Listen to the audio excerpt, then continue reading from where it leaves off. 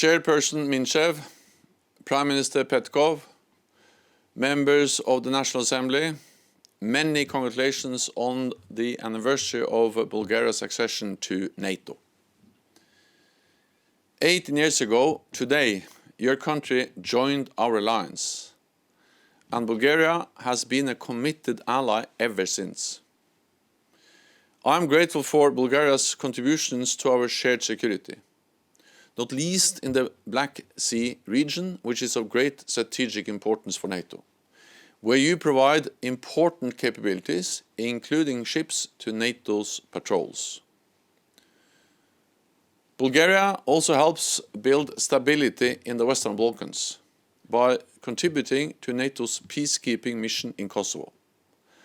And you host a force integration unit in Sofia as part of NATO's forward presence. This unit represents a visible and persistent NATO presence in your country. Bulgaria's contributions are even more important as at this defining moment for our security. President Putin's war in Ukraine is causing death and destruction every day, threatening the security of Europe and challenging the entire international order. NATO allies condemn this war and call on President Putin to stop it immediately, withdraw all his forces and engage in diplomacy. NATO allies are imposing unprecedented costs on Russia and have significantly stepped up our support to Ukraine, including with large quantities of anti-tank and anti-missile equipment to help save Ukrainian lives. Bulgaria has sent humanitarian aid to Ukraine, including shelter equipment and medical supplies, and you have been receiving Ukrainian refugees. In response to this new reality, NATO is increasing its deterrence and defense. There are now hundreds of thousands of forces on heightened alert across the alliance, 100,000 US troops in Europe, and around 40,000 troops under direct NATO command, mostly in the eastern part of the alliance, backed by major air and naval power, as well as air defenses. Allies have sent troops to Bulgaria. Spain has sent Eurofighter jets, and the Netherlands will soon send F-35s, working side by side with the Bulgarian air forces. And you are setting up a new NATO multinational battle group. This is transatlantic solidarity in action.